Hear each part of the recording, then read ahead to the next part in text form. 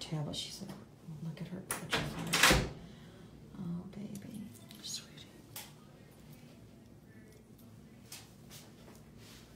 I'm going to grab the bed. Oh, good girl. It's okay. It's okay, baby. It's all right. You're so, oh, you've been through a lot today, Mommy. Yeah. So much.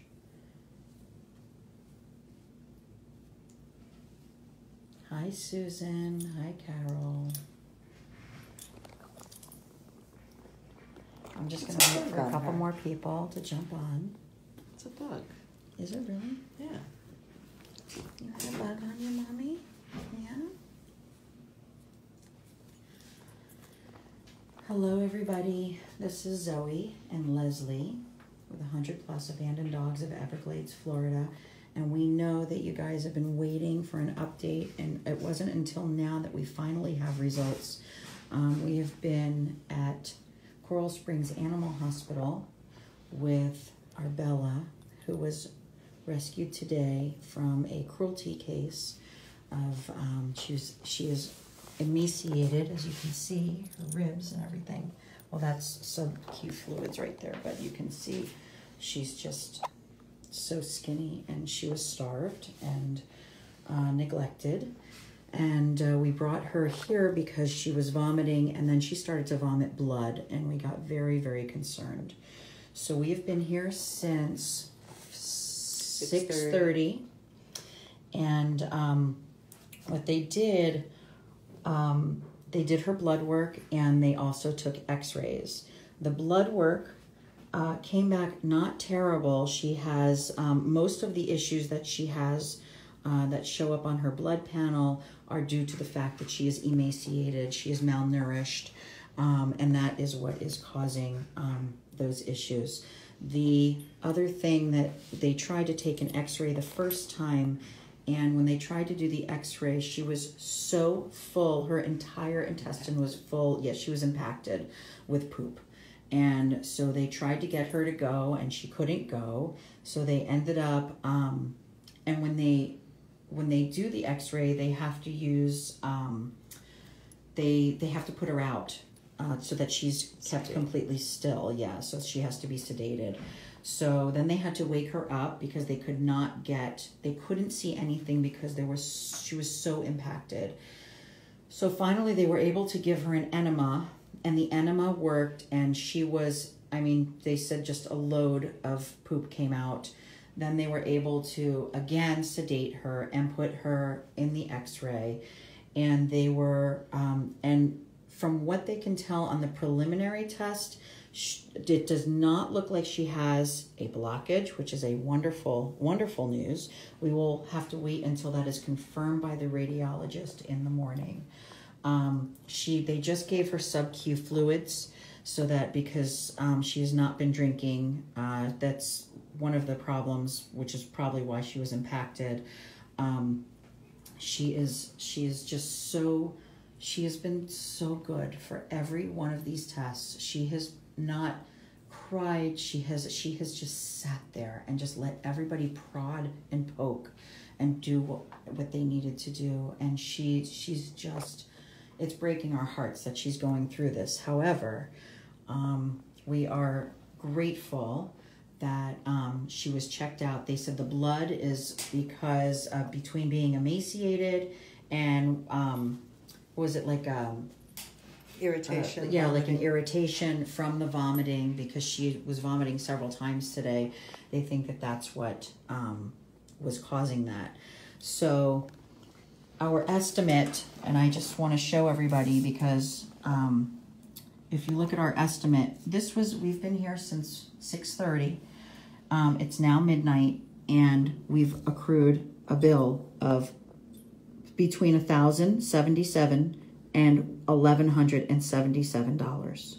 So I am please begging our supporters if you can donate even $1 or $5.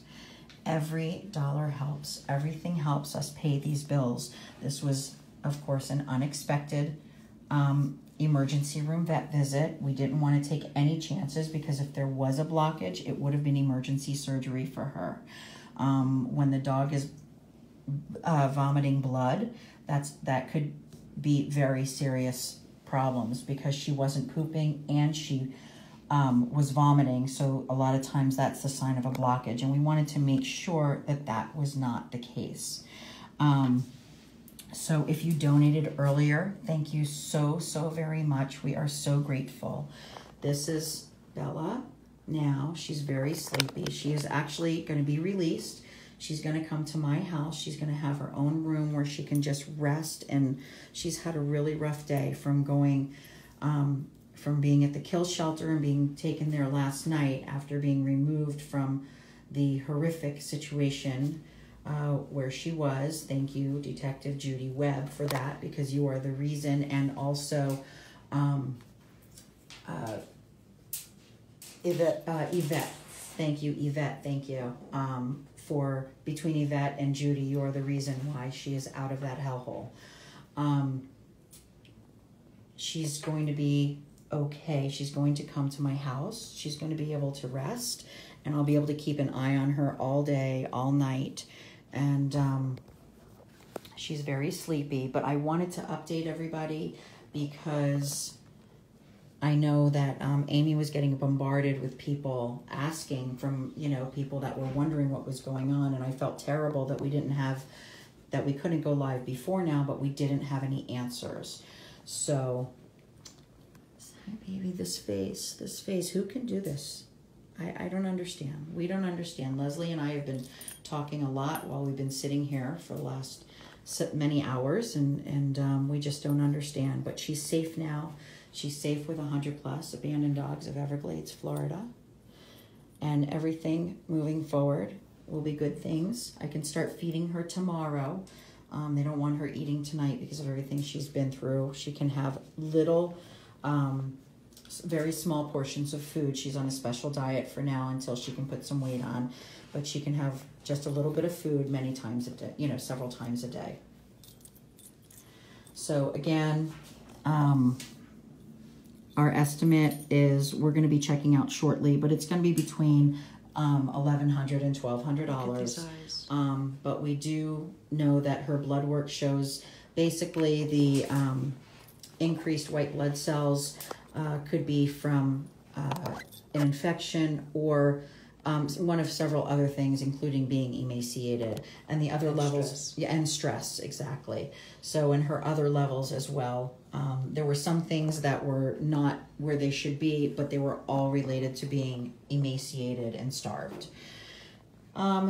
So why the blood, Nancy? The blood, they think, was some sort of irritation because she was vomiting today.